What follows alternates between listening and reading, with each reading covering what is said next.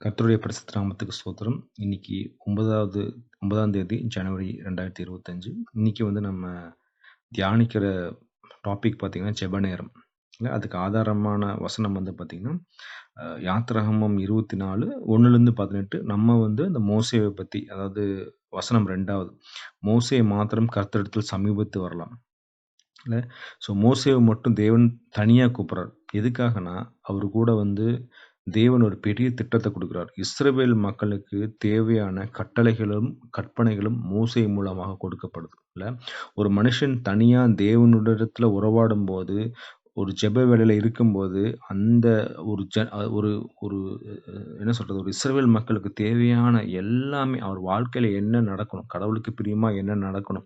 நடக்கக்கூடாது எல்லாத்தையுமே வந்து ஒரு மனுஷன் மூலமா குடுக்குறாரு இல்லையா? அததான் இன்னைக்கு நம்ம நம்ம வந்து ஃபாலோ பண்ணிட்டு இருக்கோம். மோசேக்கு குடுத்த அந்த கட்டளைகளும், கற்பனைகளும் நம்ம இன்னைக்கு நம்ம ஃபாலோ பண்ணிட்டு இருக்கோம்.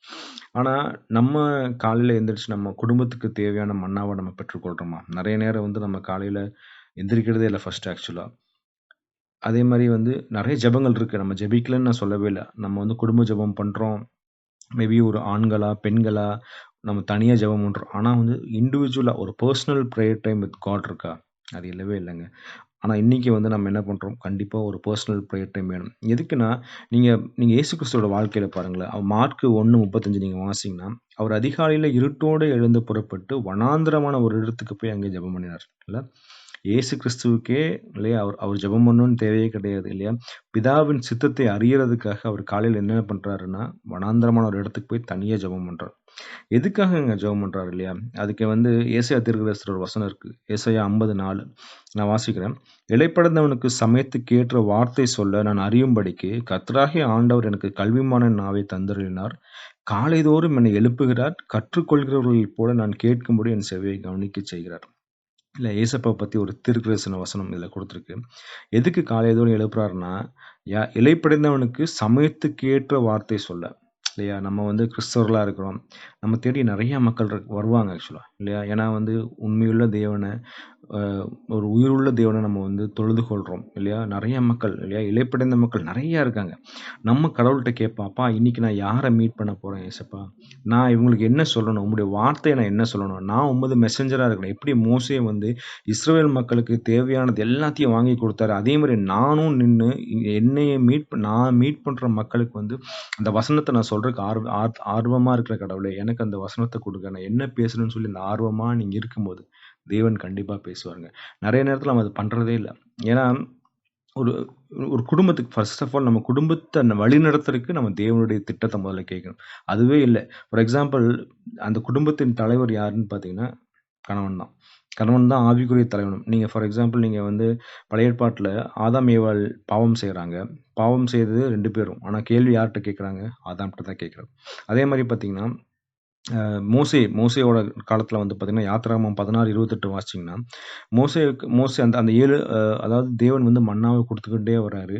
6 நாளும் நீங்க மன்னாவ காலையில போய் எடுத்துக்கங்க. 7வது நாள் போகாதீங்கன்னு சொல்றாரு. ஆனாலும் மக்கள் காலையில 7வது நாள் எந்திரிச்சு போறாங்க. ஆனா கடவுள் யார்ட்ட கேட்கிறாரு? மோசேட்ட கேட்கிறாரு. பாவம் செய்தது இஸ்ரவேல் மக்கள். ஆனா கேள்வி கேட்கப்பட்டது யார்கிட்டன்னா, மோசேட்ட தான்.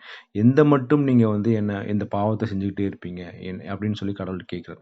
ஸோ, இன்னைக்கு நம்ம குடும்பம் வந்து தேவனுக்கு பிரியமில்லாம நடக்குதுன்னா, கடவுள் வந்து யார்கிட்ட கேள்வி கேட்பார்ன்னா, அந்த குடும்பத்தின் தலைவராகிய கணவருக்கு மட்டும் தான்.